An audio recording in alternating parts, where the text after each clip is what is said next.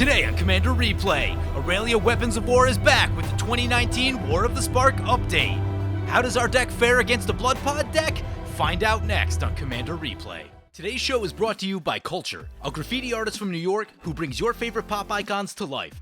You can check out his one-of-a-kind works on his Instagram page, and if you see something you like, be sure to follow him and drop a comment. But if you see something you gotta have, or are interested in getting some custom work done, feel free to contact him directly through Instagram and be sure to mention Commander Replay for a discount. A link will be in the description below. Welcome back everyone, playing some Aurelia the War Leader, Weapons of War. Take a look at this opening hand. We did win the die roll, so we'll be playing first.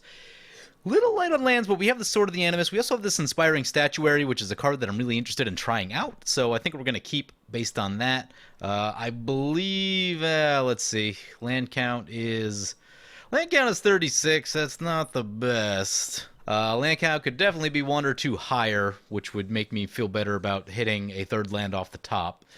But, yeah, we're going to try it. All right, so that brings it to our turn 1. We do draw into a land. It's an Ancient Den. I'm going to hold on that one just so no one plays like a turn 1 artifact kill spell. That could be kind of bad for us. We'll crack the Bloodstained Mire, get a Sacred Foundry tapped, and pass turn like that. So it's been a while since we've taken a look at Aurelia. I've taken a break from it. I've been working on other Boros decks. I've been trying to figure out the best way to play Feather, which has been an adventure. And I've also been spending a lot of time working on a competitive Akiri and Bruce Tarl list. And that's been coming along very nicely. It's been holding its own against some really powerful decks. So that one I've been very happy with. So I have actually taken a big break from Aurelia and the Weapons of War build. And in paper, my Weapons of War build switched into the Akiri and Bruce build. And I only have one Sword of Fire and Ice, so I'm probably not about to build another Aurelia deck until unless I can find some equipments on the cheap. But anyway, that brings it back to our turn. Ooh, we draw a Goblin Engineer. That's another one that I'm interested in checking out. We might be dropping that one down this turn. 2 mana vaults for our opponents, by the way. They're going to be getting some ramp on. What are we doing? What are we searching for with the Goblin Engineer? I guess that's the question. Play the Mountain. Play the Goblin Engineer. Feast and Famine is always good, and especially good against 2 colors that opponents are playing. Alright, well, we've got a lot of options with this Goblin Engineer. I mean, just Soul Ring is not the worst thing I've ever seen. Dousing Dagger is also not terrible. So if we tap the guy, Dousing Dagger will take 2 turns to really get going.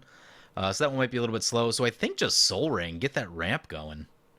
I have included the artifact lands, especially for this interaction, also with Goblin Welder for the same sort of thing. I haven't used them in the past because they are at risk of being blown up by Vandal Blasts and things like that, and that can be risky. Don't like when Vandal Blast also turns into a Strip Mine. But now that we have the Goblin Engineer and Goblin Welders in the deck, I think it does make sense to run these. So that's what we're doing today. With this build in particular, man, there have been a lot of new toys added for this deck over the past 2 years, and it is tough to pick which cards you want to keep in the deck. I noticed at one point I had gotten up to about 15 ramp spells in the deck, so I actually had to cut a little bit of ramp. I'm also running, like, I think 16 pieces of removal, I think like 6 board wipes, and about 10 pieces of interaction, which is mostly instant speed stuff that can be Sunforgered. A lot of the Boros decks I've been playing lately, by the way, have been running with a smaller Sunforger package, which has always made me a little bit sad. I don't have the full set of tools that I normally like to, because I've been playing the Angel deck a lot, and that one just doesn't have the room for all the Sunforger pieces, so, you know, I go with just the most important ones. But today we will have all of my standard Sunforger pieces, so I'm very excited about that. Lots to do there, but man, there were 6 or 7 cards that I really wanted in the deck that I just had to cut. I did add in Sword of Sinew and Steel and Sword of Truth and Justice. We'll try those out today. Taking a look at it, I think Sinew and Steel is going to be a little bit better than Truth and Justice. Truth and Justice, certainly not bad, but the one non-bow that I noticed is that it's not great with Bruce Tarl and with Duelist Heritage because it gets protection from the color. So that may be not the best, and I think I actually cut Bruce Tarl, which I didn't really want to cut. That lifelink can be really, really good. Keep you from dying, particularly against things like green decks, is really, really good. Ooh, there we go. So the Psy Master Thopter's opponent tries to lay down an Unwinding Clock, and Tasigur says, nope, plays a counterspell on that, so Unwinding Clock down, nice. So let's go ahead and play this Ancient Den. Let us sacrifice an artifact. Yeah, let's float 1 mana, then grab the Soul Ring, pay a red, sacrifice the artifact. We now have a Soul Ring. We're up to 4 mana. What do we want to do with 4? We can either get Yeah, Swiftblade and Sword of the Animist seems like a pretty good place to be, I think. Yeah, let's do that. So Swiftblade, Sword of the Animist, and pass turn like that. Off to a pretty good little start. But anyway, yeah, so there were 6 or 7 cards that I really wanted in the deck. I really wanted to work Gisela into the deck. Doesn't have any specific equipment synergies, but just such a good card. I wanted to get Elish Norn in the deck, because Elish Norn can just shut off a lot of different strategies. One of our opponents is playing Bloodpod today, and Elish Norn can hose that deck pretty hard. But didn't have room for either of those. Had to cut Iroas. Again, no specific equipment synergy, but just a good card to have with Aurelia. Aurelia turns on Iroas. So, I mean, you can just slam Iroas early, and then whenever Aurelia comes in, you just have a lot of attacking power, and you can basically attack blindly because of the Iroas ability, so really, really good. And occasionally someone has a flying token in play. They don't always have 2 flying tokens in play, so can help with some of the flying blocking that Aurelia can run and do some of the time. Sometimes you'll see like a Butcher of Malakir can be a problem with no additional flyers, so Iroas will let you pass that. What else? What else did I want in this deck? I had to cut Crush Contraband. I do like to run all 3, but with 16 pieces of interaction and removal, I had to cut from something. I actually cut Grim Monolith. Grim Monolith is insanely powerful, but to some degree I'm thinking about my paper version of this deck, and I just can't afford Grim Monolith right now, so I pulled it out for that reason, just to kind of test it without it. This Inspiring Statuary is a card purely in testing. I also wanted to test out Bludgeon Brawl, but I did end up cutting a number of artifacts, or just like ramp artifacts from the deck. That would have made Bludgeon Brawl not as helpful as it would have once been otherwise. But that was another interesting one. Just so many things in the deck. Also cut Argentum Armor just to try out the new swords. Argentum Armor is certainly a card that you can run, although I've had mixed results with it. When it comes in, it's ridiculous, but it is actually, even with all the free equips and everything, it's still just a big expensive play that is not always as easy to get in as you want. So anyway, that's going to bring it back to our turn, kind of getting caught up on our opponents while I was talking there. Timna the Weaver coming into play. Timna the Weaver doing some attacking, getting some damage in on an opponent, and they get to draw a card out of the deal. And Psymaster Thopter is playing a Hope of Gearpore. That's an interesting one. Always has the ability to be annoying. See a lot of open mana on this board. Makes me feel not great. Yeah, let's, I say we're going to try and equip the Sword of the Animist right here. So that resolves, and I think we'll take a little shot into Dragon Knight. Dragon Knight said they are playing a Bloodpod deck. It is a budget Bloodpod deck. They couldn't afford every single piece of the fully powered, fully tuned Bloodpod list, so, but I imagine that it's still probably going to be pretty good. So I don't think we want to mess around with that one too much. Opponent's going to crack a fetch. Yeah, let's see what they got going on. Abrupt Decay, maybe? Alright, Abrupt Decay from the Bloodpod opponent does reduce the effectiveness of this attack right here. Makes me a little bit sad. Also keeps us off of Aurelia mana for next turn. But we're probably going to try an Inspiring Statuary. I'm not sure if that one gets countered or not. I don't know how opponents perceive the threat level on that one. Probably no point to attack opponent for 2. Leaving the Swiftblade back makes it so Timna probably isn't attacking our way, since they'll have to trade. So opponent's slowing us down a little bit right there. I did tell opponents to bring plenty of interaction. This deck is looking pretty strong these days. Not competitive level strong, but still strong. You're going to want to interact. Are we getting countered? We are getting Beast Within. Okay. I'm going to lose the Goblin Engineer. Sad face. Goblin Engineer could have gotten us back the Sword of the Animist, so that does make me a little bit sad. But if we catch Colored Mana next turn, we can cast... we will be able to cast Aurelia. Well, I suppose we can also cast Sun Titan. Sun Titan's... we still need a land for that one as well, though. Vidalcan Orrery coming down for the Tasigur opponent. But I guess if not, we still have Stonehewer Giant, and Stonehewer Giant can do plenty of work. Now, I would love to see opponents stop using some removal on us. That would be super cool. And if they could start pointing that removal at maybe this Vidalcan Orrery, or perhaps even this Hope of Gearpore. Here comes an Elvish Mystic. Yep. Taking a look at what our opponents are playing, by the way. I've been talking about Aurelia for a few minutes. First up, we have Banana piloting Tasigur the Golden Fang, and it looks like they are running a lot of control and a lot of removal. I'm not sure if there's any combos in this particular build of Tasigur. I know that it can be combo-centric. I know that Splendid Reclamation tends to be pretty ridiculous in that deck, so... lots of nasty things to be doing with Tasigur. Don't really have any graveyard hate in this deck. Like, Akiri and Bruce has the deck slots to be able to run like a lot of graveyard hate, which is something that I like. Aurelia Equipment tends to fill up on deck slots really quickly, which is not always the best. But I've been having a lot of success running Tormod's Crypt against people. You just run it down there and just wait until you need it. And I've watched many an opponent cry or say something to the effect of, I could have won if you weren't holding up Tormod's Crypt. I'm like, yep, that's why I run it. Next up, we have Dragon Knight piloting Tana and Timna. This is a Bloodpod deck. As we mentioned, as I talked about a little bit, it is a budget build. Not fully tuned, but it does still have infinites in it, so we'll need to be really careful about how we proceed with that one. And then finally, we have Fate's Beast piloting Psy Master Thopterist, and they look like they're doing the mono blue artifact thing. They also look like they kept a really terrible hand. They are on one land, and after getting that Unwinding Clock countered, I think they are getting punished pretty hard. So, yeah, that's a lesson to you. I mean, you should always, if you're playing in a high power meta, you should always consider what happens. If your mana rock, whatever mana thing you're trying to use gets countered, do you still have a playable hand? And in this case, it does not look like they kept one. They did just lay down a Paradise Mantle, equip it to the Hope of Gearpore. That does allow them to get one additional mana. At some point, they may actually be able to get their commander in and so on and so forth. But they look like they're hurting a bit right now. We draw that colored land we were looking for. What are we playing? They could shoot Sun Titan, but they won't necessarily be able to. They won't be able to counter it. So I think we're going for Sun Titan right here, and we're just gonna get some stuff back into play. Let's get a plateau with the fetch. What are we getting with the Sun Titan? We have a lot of choices. The choices are between 3 lands, Sword of the Animist, or Goblin Engineer. Right here, I think I'm feeling the Sword of the Animist, because if we start attacking with that, like next turn or something, life is going to be pretty good. Also, that Sword of the Animist does turn into colorless mana for us.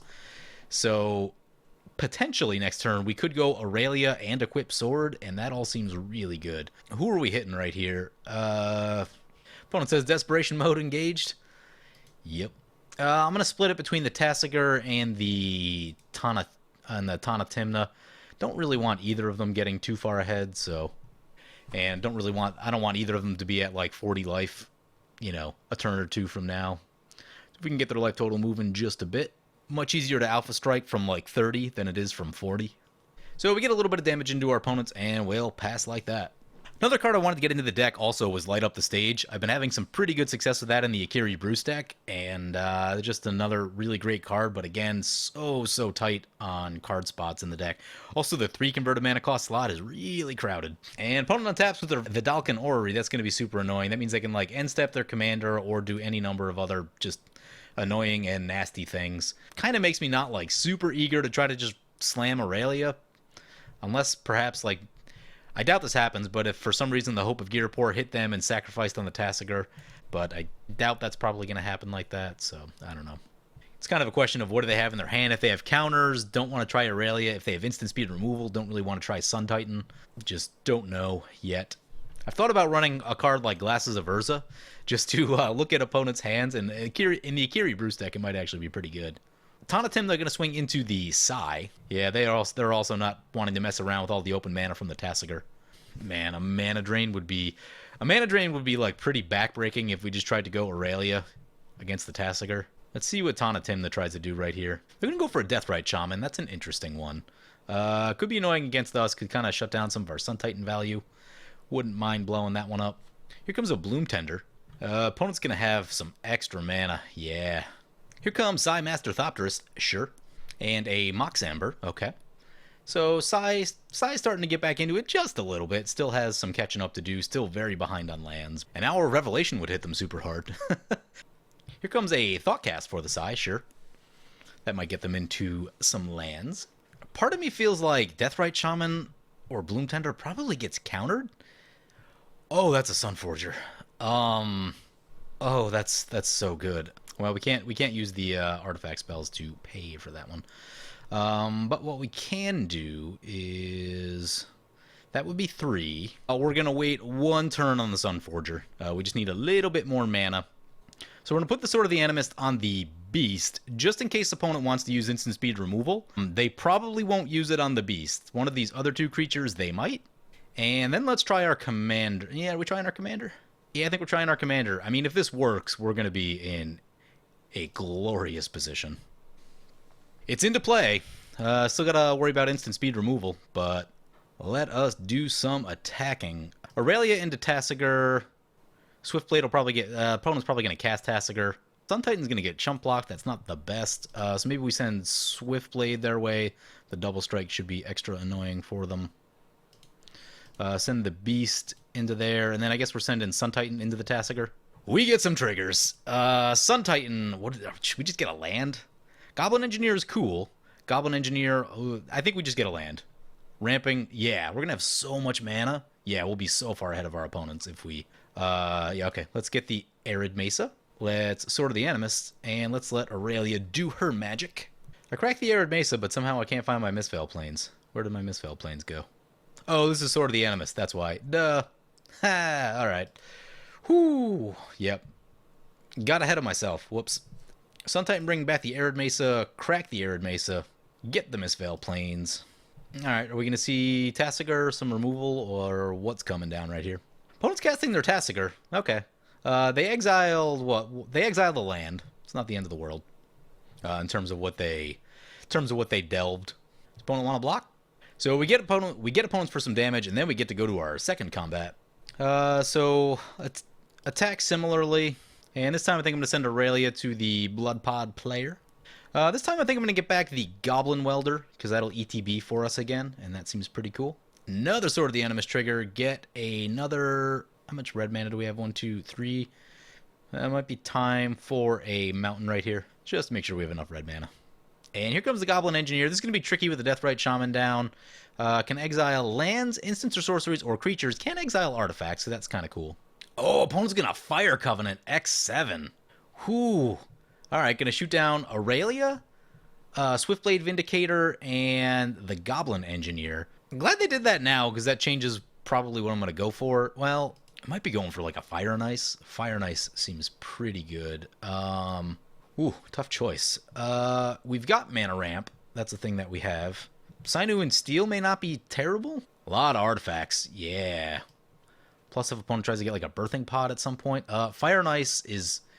But Fire and Ice is also good, really good against the board right now.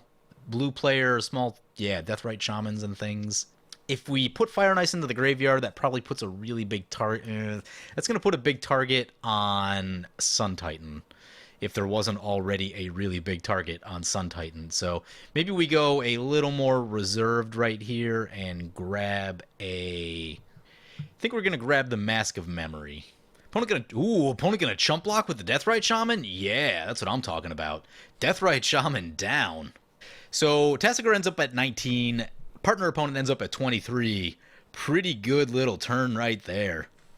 I'm starting to get a little bit nervous about the Bloodpod player. They do have a lot of extra mana. The next step will probably be to get Sunforger and try to clear out all their mana dorks with a Sulphurous Blast. But Tasigur holding up all their mana, not always so much fun. If they had a counterspell, they probably would have used it on Aurelia, but they can also use the ability. Let's see if they can pay 4. 1, 2, 3, 4. They wouldn't have enough necessarily for Beast Within or counterspell all in this turn, but next turn they could probably do some real work with it. A ton of the Bloodsower coming into play. Yep. Ooh, Eternal Witness. Getting back Fire Covenant, maybe? Yep, getting back the Fire Covenant. So we're probably about to lose Sun Titan. Tim, they're going on the attack into the Psy opponent. If we top deck the Boros Charm, that would be so sweet. Protect ourselves from the Fire Covenant, and opponent would lose a lot of life in the process. I'm down for all of that. We do need to have one of our creatures survive, so putting Sunforger on the Sun Titan most definitely isn't going to work. Here comes a Sky Scanner. Enters the battlefield, opponent gets to draw a card. Yep. Still on 2 lands. Maybe they find a land right here. But making it work with Paradise Mantle and Mox Amber. We have exactly enough to go Silverblade Paladin Sunforger with 1 activation. So that's probably what we're going to do. We'll attack first. Double check all that mana count right there. If we can get lands back or anything with Sun Titan, then we'll have a bit more. Ooh, nice. Opponent going to send the Hope of Girapur into the Tasigur. Wonder if they sacrifice it. Tasigur tapping up mana. Going to play an instant speed Phyrexian Arena. Okay. Okay. Hits opponent for 1. Do they sacrifice? They do. So Tasigur not going to be casting any spells. So maybe we go their way. Let's see if we can get just more value out of the Sun Titan. I doubt that it's going to happen. Oop, there's a mana crypt for the Psy.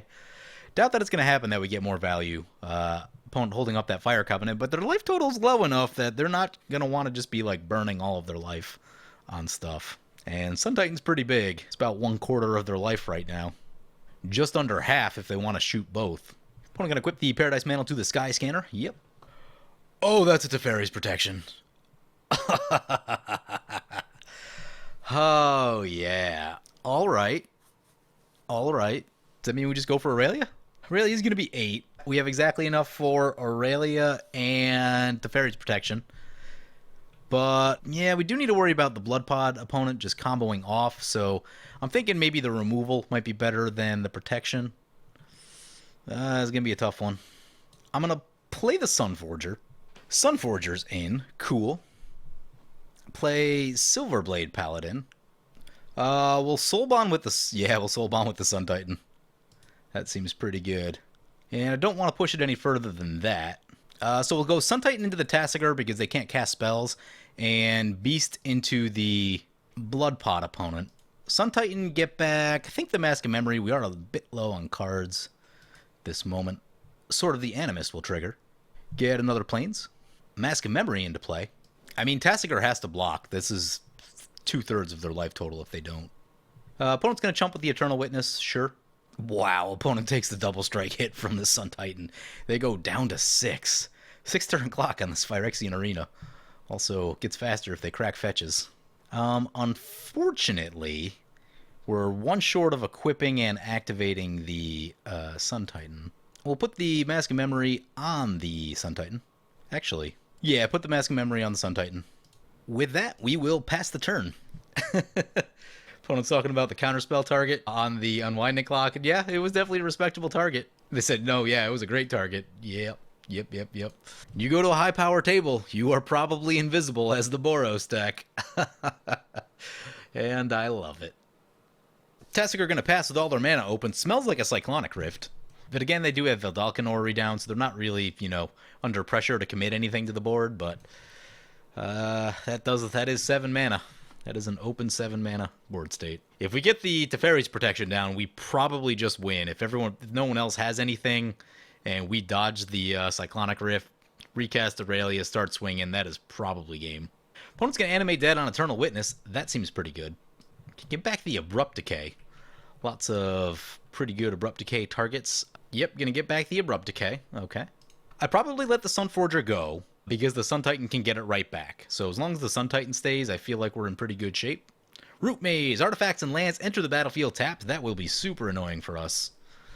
Since especially we are trying to use our artifacts as mana with this Inspiring Statuary. Performance has been alright. It hasn't blown me away.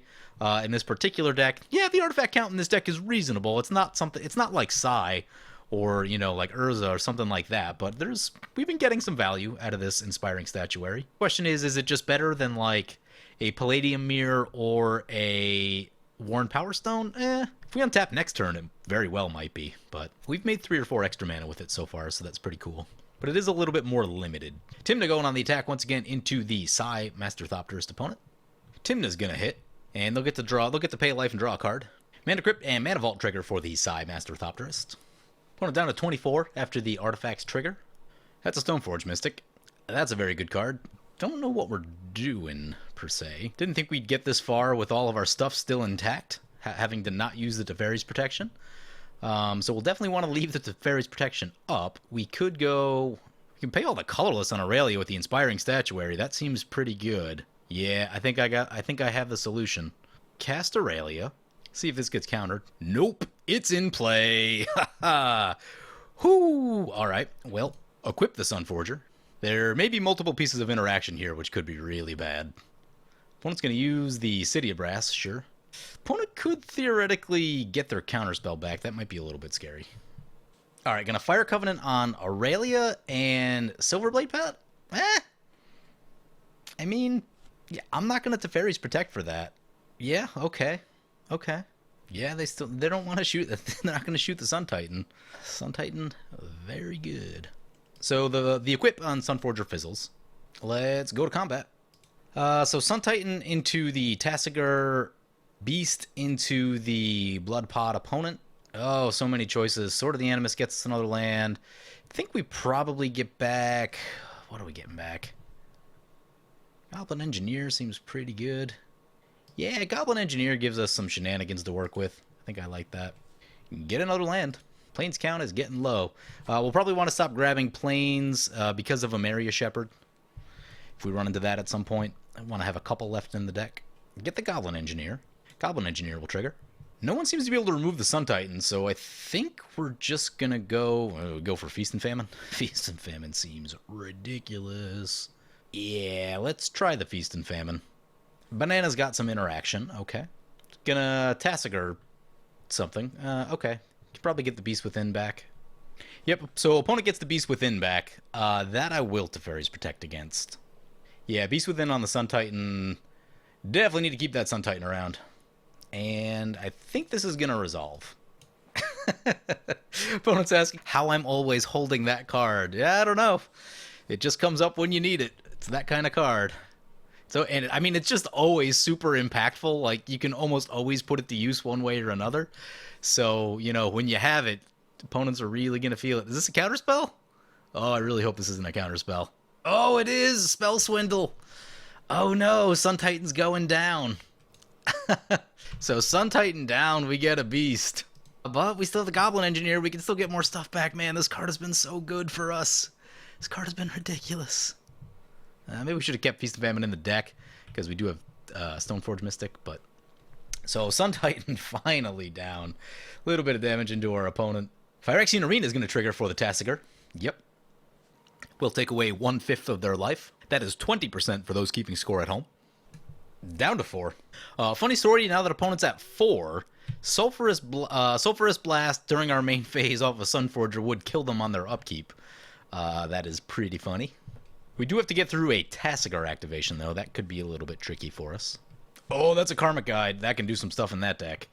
With an Eternal Witness, they can get back the Fire Covenant. And suddenly I wish I've hit opponent for more damage up to this point. Yep, Eternal Witness. Eternal Witness getting Fire Covenant. Okay. Opponent gonna use that City of Brass, sure. Ooh, Stranglehold. Turns off our Stoneforger. Ooh, also turns off Sunforger. Alright, looks like we're on the straight attack plan. If we top the deck of Boros Charm, that would be incredible and probably game. Because if we did that, then we Goblin Engineer our Feast and Famine back to play, and then opponent's going to cast a Nezahal. Okay. They could also just die to Thopters right here. That's the thing that could happen. Huh. I would have waited longer on that Nezahal, honestly. Timna going into the Thopter opponent. Tana going into the Thopter opponent. That leaves one blocker for the Tana Timna opponent. Okay, no, they have 2 okay, they have more blockers now. All right, so the ground is a little clogged up. Karmic Guide's in the air. Okay, yeah, they have more blockers than I was hoping they initially would. 10 commander damage from the Timna onto the Sai opponent. They do have some treasure tokens, so they might be able to make a play this turn. Not a land. Trophy Mage. Probably get another Mana Rock. Did they just fail to find? I think they either misclicked or failed to find. Okay. No value on the Trophy Mage. Sad face for them. Been a tough game for the Sai opponent. Oh, Stranglehold. That's right. Yeah, that's why. Yep. Stranglehold will do that. Opponents can't search libraries. Does not affect themselves. Here's a Traxos coming into play. Nice. That was always a deck I wanted to build. Never did, though. One big draw this turn, and we could potentially lock it up right here. The last thing I want to see is a land. But there are so many other things in our deck that are absolute gas. That's a Throne of the God Pharaoh coming down with 1, 2, 3 tapped creatures. That means there's lethal on Tasigur. It means that Dragon Knight has to be really careful with the Fire Covenant. They might just die to that. We're at a healthy 37 because we've... Man, this deck, we have just been... I know it won't play like this every time, but man, this has been a game. We've poured so much gas onto the battlefield. No one's been able to attack us. It's been glorious. I'm not sure if we're going to win. I'm still nervous about some things. Like I said, we really need that big top deck right here. There are a lot of things in the deck that are helpful to our situation currently. But yeah, we need, if we don't catch that and we just have to like cast Aurelia, I could see things going wrong for us. Opponent gonna send a couple Thopters into the, get a couple more tapped creatures. Yep. So that should be lethal on Tasigur. Opponent might have to Fire Covenant some of these Thopters. Opponent goes down to 16. Throne of the God Pharaoh will trigger.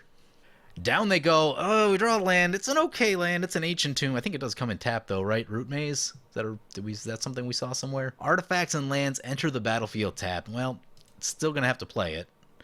Yeah, really didn't want the land right there. Opponent's got 4 blockers. They're at 12. Probably just, yeah, spam the board with toughness, basically. Oh, right. No, we forgot about the Feast and Famine. So, yeah, let's get ourselves a sort of Feast and Famine. Float the mana off this Soul Ring, then do it. Pro plays right here. Sacrifice the Soul Ring. Put the Feast and Famine on this bigger one, because I have a feeling opponent's at 12. So, like, if they try to Fire Covenant this, it's going to hurt. Oh, that resolves. Oh, that resolves. Do we have enough for Aurelia? We do. Opponent's going to Abrupt Decay on... It's like sort of Feast and Famine. Okay. Does that mean no Fire Covenant? Swing everything? Sword of the Animist triggers Aurelia triggers. We can't search with Sword of the Animist, so there's that. Opponent loses most of their blockers. Not going to send that one. Send all of these. Suppose I could have equipped the Mask of Memory, but... yeah, that was definitely a whoops. Opponent blocks a beast. Goes down to 6. We're going to leave our mana open, because that always makes opponents nervous when I do that. No real reason to... Nothing that we specifically need to tap out for right here. This is Mana Vault for our opponent. It is untapped, though. Just got to be careful of infinites. Not that we really have, like, interaction left, but...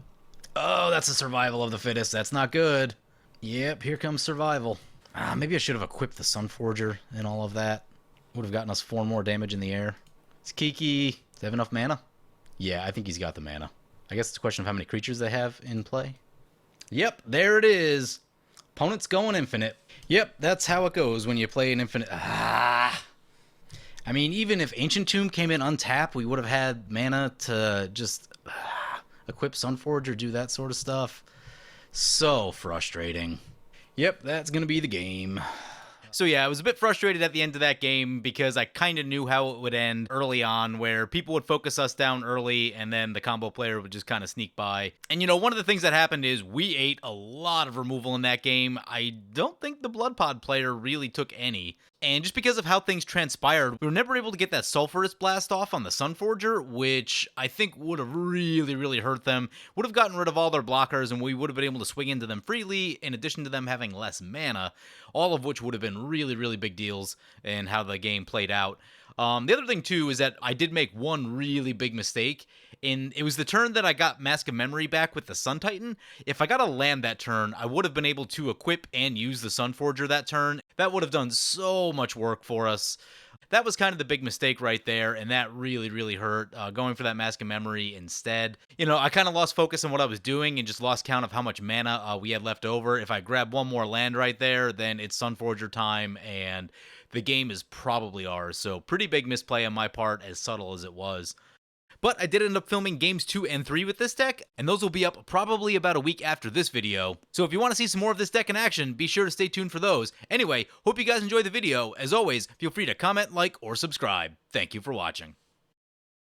I want to thank my awesome Patreon supporters. You guys are awesome. If you want to help support the channel and vote on which decks I play next, or if you're just looking to get some high-quality games of Magic online, feel free to check out my Patreon at the link below.